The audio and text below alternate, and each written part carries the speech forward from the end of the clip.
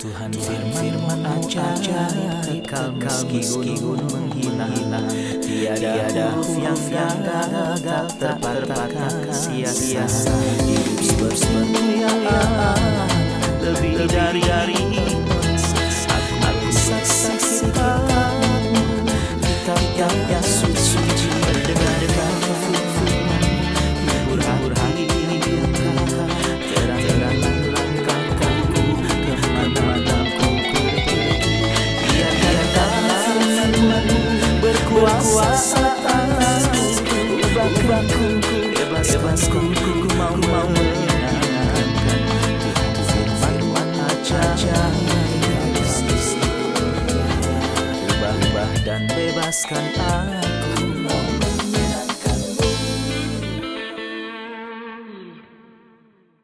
Salam jumpa pemirsa terkasih, saya menyambut Anda sekalian dimanapun Anda berada dalam episode yang terbaru program studi harian kita Semua Kitab Suci. Di mana dengan anugerah Tuhan kami mempelajari semua kitab dalam Alkitab dari Kejadian hingga Wahyu. Program ini dipersembahkan untuk Anda secara pribadi dimanapun dan bagaimanapun Anda berada. Hal ini berkaitan dengan firman Tuhan yang dikirimkan kepada Anda selama Anda masih hidup di dalam dunia ini. Dan ketika Anda masih hidup, Anda harus membuka hati Anda terhadap Alkitab dan firman Tuhan ini. Karena firman Tuhan hidup dan aktif, lebih tajam dari pedang bermata dua manapun dan menusuk hatimu serta mencerahkan hati nuranimu dan kekekalanmu. Hari ini atas anugerah Tuhan kita telah sampai pada Mazmur 40. Di episode sebelumnya kita mempelajari Mazmur 39 tentang kesia-siaan manusia dan kematiannya. Kita tahu bahwa manusia fana harus menaruh kepercayaan dan juga harapannya dalam Kristus yang kekal dan tidak berubah. Untuk memulai, izinkan saya untuk menyambut tamu kehormatan di studio, seorang hamba Tuhan, Saudara Yosef Riyad. Selamat datang, Saudara Yosef. Terima kasih, Saudara Riyad. Kami juga menyambut hadirin di studio, selamat datang. Saudara Yosef, pertama-tama saya ingin komentar Anda tentang Mazmur 40. Apakah pokok bahasannya? Ini tentang Kristus di kayu salib sebagai korban bakaran. Korban bakaran. Korban bakaran. Kita memiliki 4 mazmur yang berbicara tentang Kristus ketika dia digantung di kayu salib. Keempat mazmur ini mengingatkan kita pada keempat Injil dan mengingatkan kita pada 4 korban di awal kitab Imamat. Mohon tunjukkan semuanya kepada kami. Pada awalnya dari Imamat 1 berbicara tentang korban bakaran. Kita menemukannya di sini dalam Mazmur 40 dan Injil Yohanes. Lalu pasal yang ketiga, pasal 2 berbicara tentang persembahan biji-bijian, ini bukan pengorbanan. Dalam Imamat 3. Dalam Imamat 3 berbicara tentang persembahan perdamaian. Kita melihatnya dalam Mazmur 118 dan juga dalam Injil Lukas. Kemudian Imamat pasal 4 berbicara tentang korban penghapus dosa. Kita melihatnya di Mazmur pasal 22 dan juga dalam Injil Markus. Dan korban penebus dosa kita melihatnya di Mazmur 69. Itu ada dalam Imamat pasal 5. Kita melihatnya di Mazmur pasal 69 dan juga dalam Injil Matius. Saudara Yosef, mohon mudahkan untuk pemirsa. Kami ingin tahu sifat setiap pengorbanan dari sudut pandang manakah ayat ini berbicara tentang Kristus, apa yang dimaksud dengan korban bakaran, korban keselamatan, dan korban penghapus dosa. Korban bakaran tidak dipersembahkan oleh orang Israel ketika dia melakukan dosa dengan paksa, namun dia melakukannya untuk menerima perkenanan dari Tuhan. Ini menunjukkan kepada kita maksud Allah terhadap kita. Tuhan bermaksud untuk memberkati kita. Inilah salah satu aspek menakjubkan dari kematian Kristus yang kita lihat dalam Mazmur 40. Bukan karena dosa, tapi karena ketertiban untuk mendatangkan perkenanan Tuhan. Dikatakan bahwa dalam korban penghapusan dosa, orang yang menawarkannya meletakkan tangannya di atasnya agar dosanya beralih ke korban yang akan disembelih. Tetapi mengapa orang yang mempersembahkan itu meletakkan tangannya di atas kepala korban bakaran itu? Bukan untuk memindahkan dosanya, tetapi agar korban bakarannya sempurna. Untuk transfer padanya, tentu saja korban bakaran itu tidak memiliki kesempurnaan, tapi semua kesempurnaan ada di dalam pengorbanan terbesar Kristus. Ini tentang korban bakaran. Untuk persembahan perdamaian, untuk menerima bantuan dan persekutuan. Memulihkan nikmat dan persahabatan. Mereka hilang karena dosa, korban perdamaian memulihkan mereka. Untuk alasan ini, korban dimakan oleh yang mempersembahkan dan imam, dan ada bagiannya untuk Tuhan. Kemudian kita dapat mengatakan ini mengacu pada persekutuan. Untuk korban penghapus dosa, kita melihat di dalamnya sifat Tuhan yang membenci dosa. Jadi harusnya ada pengorbanan yang menghilangkan dosa dari pandangan Allah. Kita melihatnya di Mazmur 22. Di mana kita melihat Kristus berseru, "Ya Tuhanku, Tuhanku, mengapa engkau meninggalkan aku? Mengapa dia meninggalkan Kristus? Karena dia dijadikan dosa. Dia yang tidak mengenal dosa telah dibuatnya menjadi dosa. Dia menjadikan dia berdosa sehingga dia ditinggalkan oleh Tuhan." Atas nama kami. Atas nama kami. Untuk korban penebus salah, dia mengangkat banyak dosa yang kita lakukan. Tetapi ada sesuatu yang lain dalam korban penebus salah, yaitu pengembalian apa yang dicuri dan ganti rugi. Ini adalah pekerjaan Kristus dalam Mazmur 69, di mana dia berkata, "Aku dipaksa untuk mengembalikan di kayu salib apa yang tidak kurampas." Kita menyanyiakan banyak hal yang diterima dari Tuhan. Tapi Kristus sebagai wakil dan pengganti kita memulihkan apa yang tidak dicurinya. Maukah Anda memberi saya bagian dari Mazmur ini jika Anda bisa agar pemirsa dapat mengikuti pelajaran ini? Saya dapat melihat dari ayat 1 sampai ayat 5, menunggu Tuhan dan hasilnya. Dari ayat 6 sampai dengan yang ke-10, ketaatan Kristus dan akibat-akibatnya.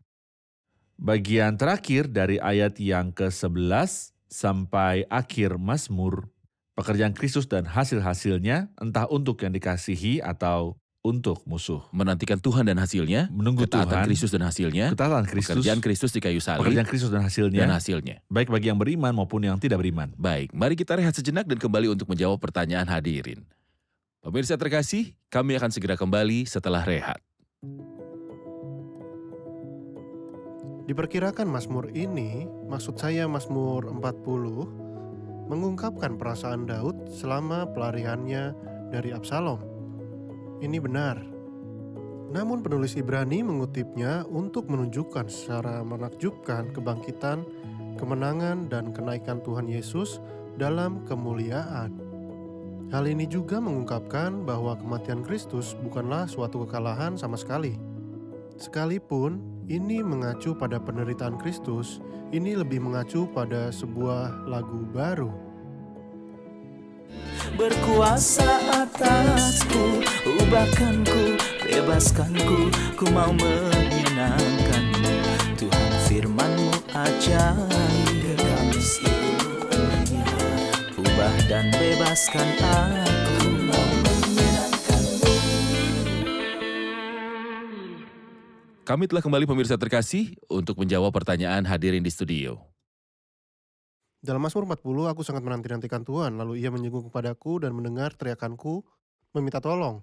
Jika kita menghubungkan ayat ini dengan Ibrani 5 ayat 7, dalam hidupnya sebagai manusia, ia telah mempersembahkan doa dan permohonan dengan ratap tangis dan keluhan kepada Dia yang sanggup menyelamatkannya dari maut, dan karena kesalehannya ia telah didengarkan.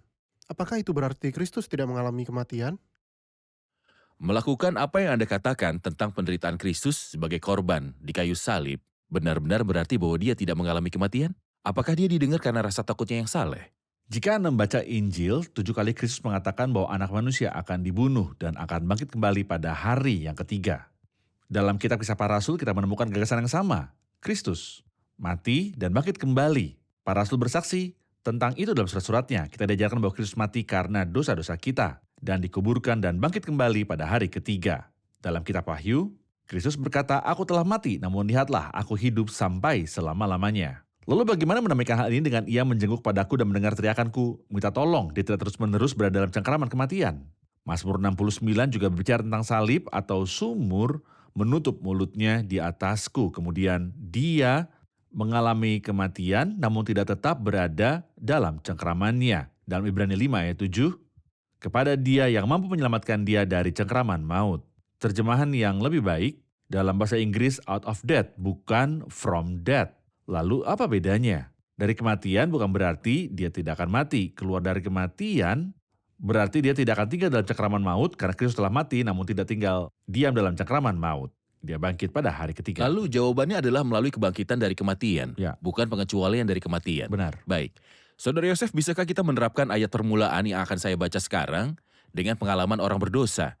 Aku sangat menanti-nantikan Tuhan, lalu ia menjenguk kepadaku dan mendengar teriakku minta tolong. Ia mengangkat aku dari lubang kebinasaan dan dari lumpur rawa. Ia menempatkan kakiku di atas bukit batu, menetapkan langkahku. Ia memberikan nyanyian baru dalam mulutku untuk memuji Allah kita. Banyak orang akan melihatnya dan menjadi takut lalu percaya kepada Tuhan. Bisakah ayat-ayat ini menjadi pengalaman orang berdosa? Jika saya mengatakan ini akan menjadi makna sekundernya, bukan makna utamanya dari ayat-ayat ini. Di sini ia tidak berbicara tentang orang berdosa yang memerlukan penebusan, tapi tentang penebus yang menawarkan penebusan kepada orang berdosa. Tapi dalam penerapan sekunder, kita bisa menerapkannya pada manusia. Anda memperhatikan di sini beberapa biner yang indah. Dalam ayat 1, dengarlah seruanku. Ia memberikan nyanyian baru dalam mulutku, menangis dan bernyanyi. Dalam ayat 2, ia mengangkat aku dari lubang kebinasaan. Saya berada dalam lubang yang mengerikan itu, namun dia membawa saya keluar. Dia berkata, dari lumpur rawa ia menempatkan kakiku di atas bukit batu. Artinya tadinya aku berada di tanah liat yang berlumpur, namun sekarang aku berdiri di atas batu. Seperti yang saya katakan, ini adalah bahasa Kristus. Namun ada penerapan kedua, kita dapat menerapkannya pada orang berdosa yang diselamatkan. Kata-kata ini berbicara tentang Kristus sebagai korban bakaran dan sengsaranya di kayu salib. Lalu apa lagu? Setelah kebangkitan, ia memberikan nyanyian baru dalam mulutku. Apa lagu baru Kristus? Lihat di semua Mazmur yang berbicara tentang salib, lagu itu disebutkan. Mazmur 22 ayat yang ke-22, aku akan memasyurkan namamu kepada saudaraku dan muji-muji engkau di tengah-tengah jemaah. Mazmur pasal 69 juga berbicara tentang aku akan muji-muji nama Allah dengan nyanyian, mengagungkan dia dengan nyanyian syukur. Pada pemandangan Allah itu lebih baik daripada sapi jantan, daripada lembu jantan yang bertanduk dan berkuku belah.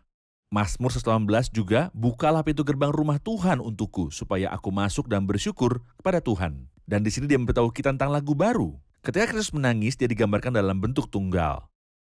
Lalu ia menjenguk kepadaku dan mendengar teriakanku minta tolong, namun ketika waktu bernyanyi tiba, ia memberikan nyanyian baru dalam mulutku untuk memuji Allah kita. Dia tidak sendirian dalam bernyanyi, tapi dia sendirian sambil menangis. Dia bergabung dengan kita atau kita bergabung dengannya dalam bernyanyi.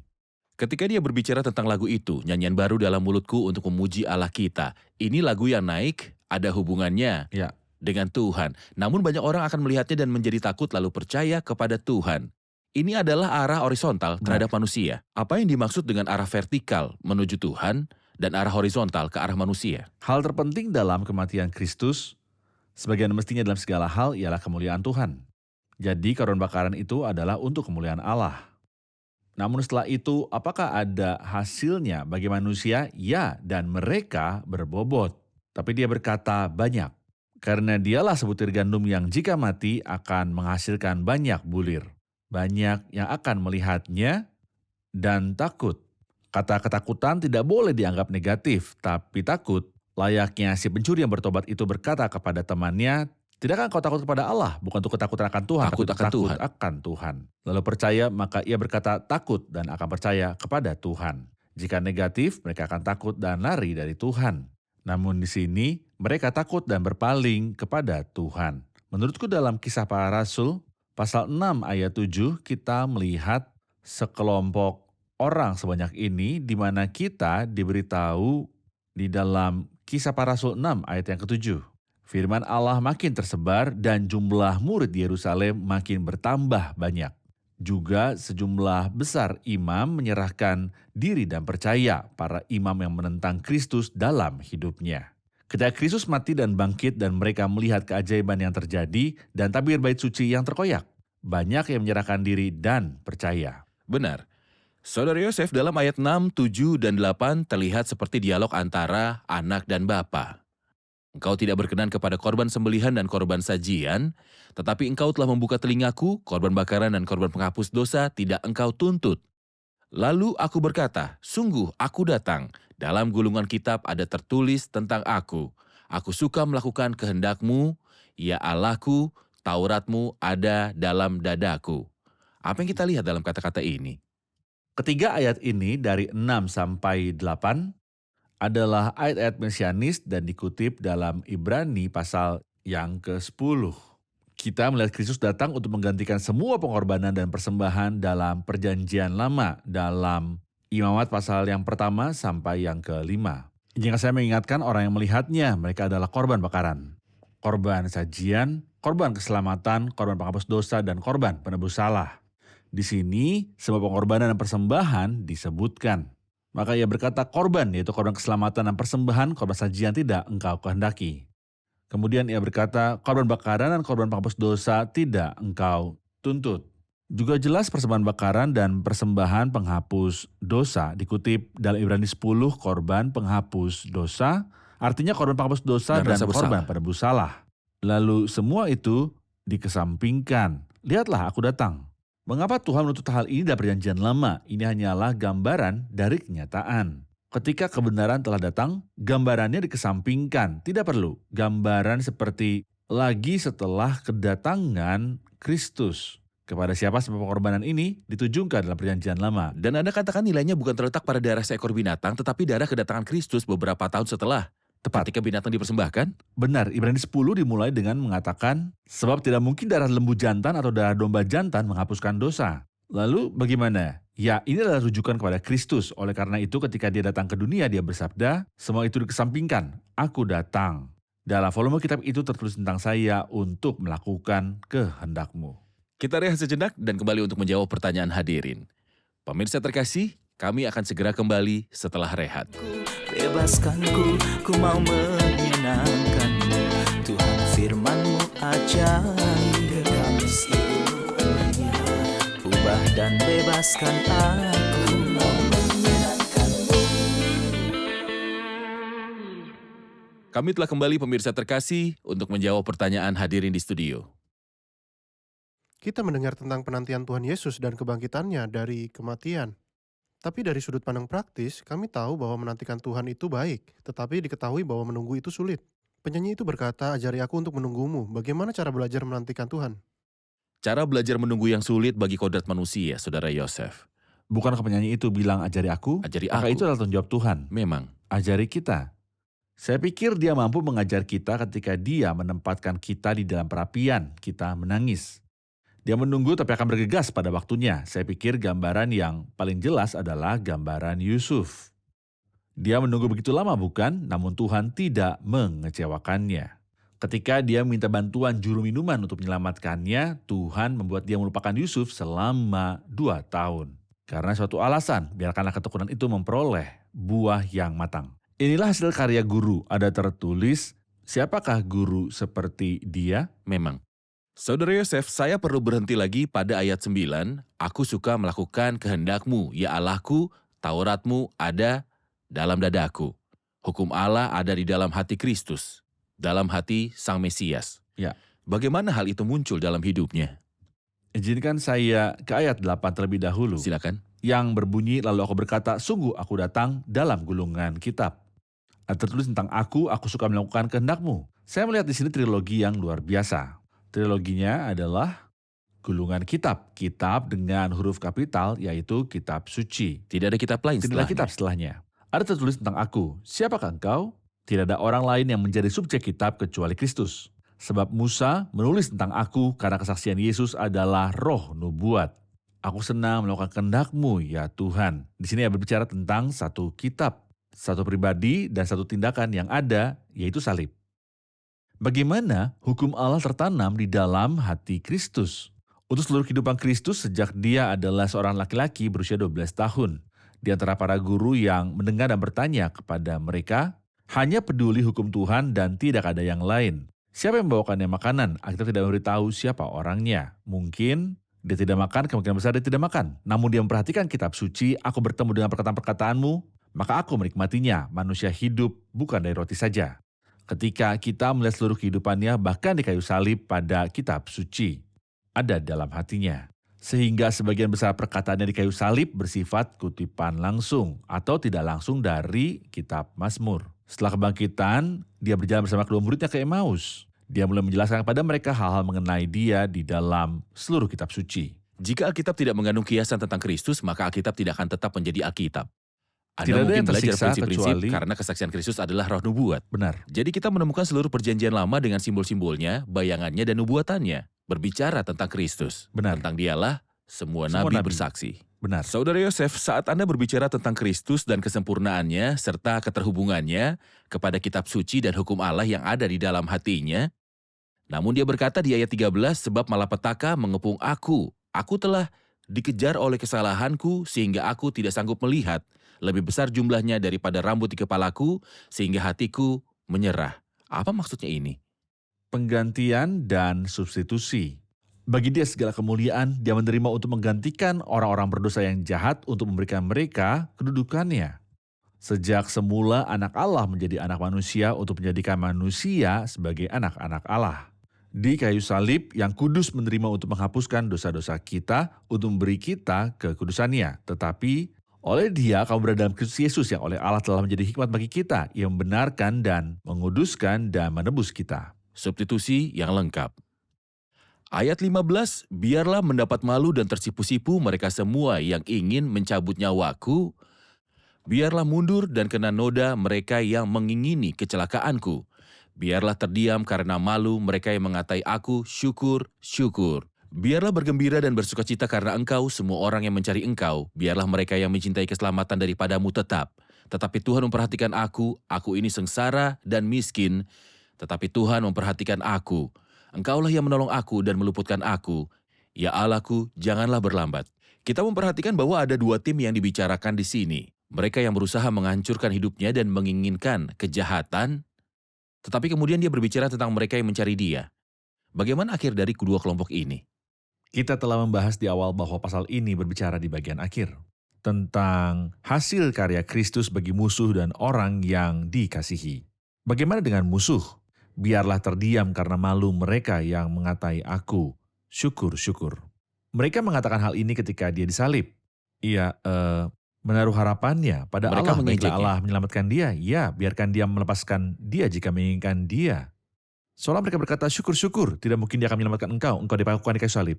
Kami tidak akan meninggalkan engkau sampai engkau mati.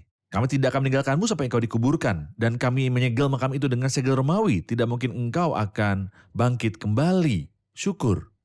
Namun ketika Kristus bangkit, tentu saja mereka dipermalukan. Faktanya mereka merasa malu bahkan sebelumnya. Ketika mereka pergi untuk menangkap dia, mereka mundur dan jatuh ke tanah. Seperti yang dikatakan di sini, biarlah mundur dan kena noda mereka yang menginginkan kecelakaanku. Kemudian mereka mengalami ini dan yang lainnya. Tetapi di sisi lain, orang-orang yang percaya kepadanya dan mempercayai bahwa inilah Kristus, Allah, anak Allah. Ketika dia mati, tentu saja mereka sangat sedih, tapi ketika dia bangkit, mereka sangat gembira. Jadi biarlah bergembira dan bersukacita karena engkau semua orang yang mencari engkau.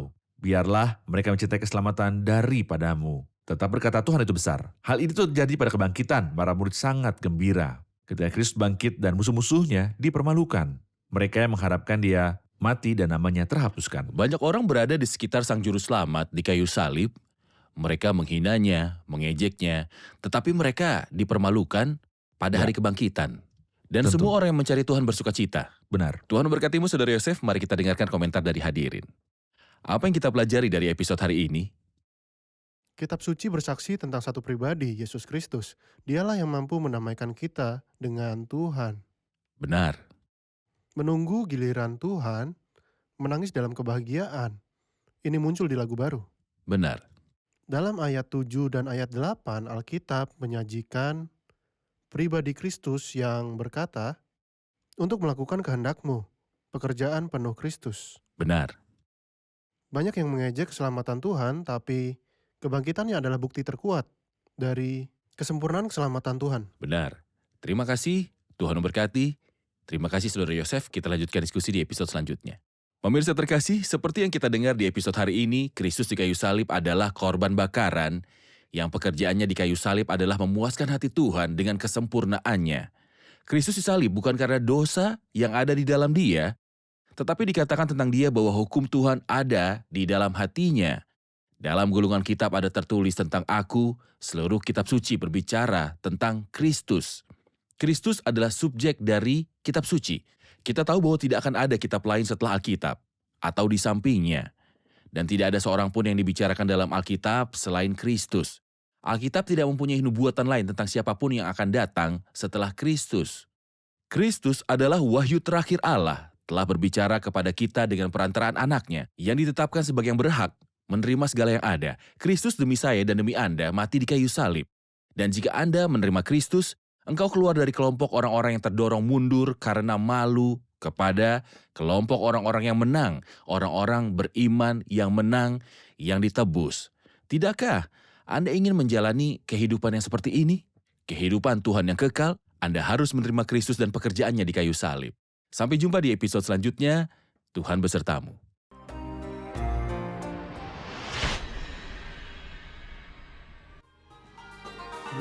ردد لي وعودك وكفاية، يا كفايتي دايما وحماية، ما انت كفيل انك تجريها، ايماني تثبت يا رجايا. ردد لي وعودك وكفاية، يا كفايتي دايما وحماية، ما انت كفيل انك تجريها، ايماني تثبت يا رجايا.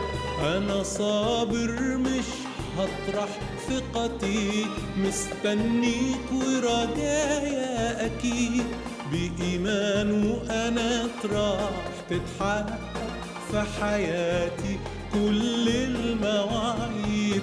انا صابر مش هطرح ثقتي، مستنيك ورجايا اكيد، بايمان وانا راح تتحقق في حياتي كل المواعيد. لا وعود ولا كلمة بشرية تنفعني في ضيقي يا فدية، قول كلمة وملاني إيمان، اسندني بالكلمة الحية.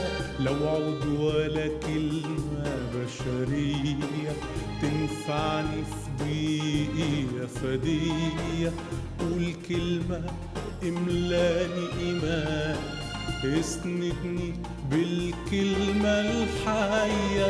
أنا صابر مش هطرح ثقتي، مستنيك ورجايا أكيد، بإيمان وأنا راح تتحقق في حياتي كل المواعيد.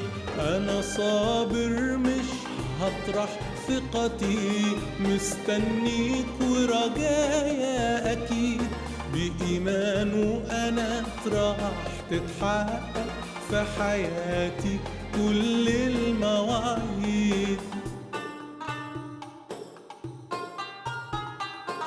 لا جيوش ولا خيل هتخلصني، ولا سيف ولا قوس يدي النصرة، دي يمينك بس ونور وجهك، وبروحك مش قوة وقدرة. لا جيوش ولا خيل هتخلصني، ولا سيف ولا قوس يدي النصرة، دي يمينك بس ونور وجهك، وبروحك مش قوة وقدرة. أنا صابر مش هطرح ثقتي، مستنيك ورجايا أكيد، بإيمان وأنا راح تتحقق في حياتي كل المواعيد. أنا صابر مش هطرح ثقتي، مستنيك ورجايا أكيد، بإيمان وأنا راح تتحقق في حياتي كل المواعيد.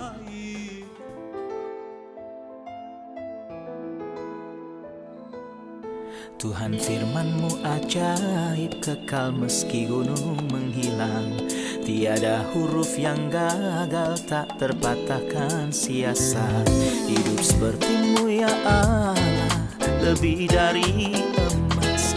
Aku bersaksi kitab-Mu, kitab yang suci. Terdengarkan firman-Mu, hibur hati yang luka. Terangilah langkahku kemanapun ku pergi.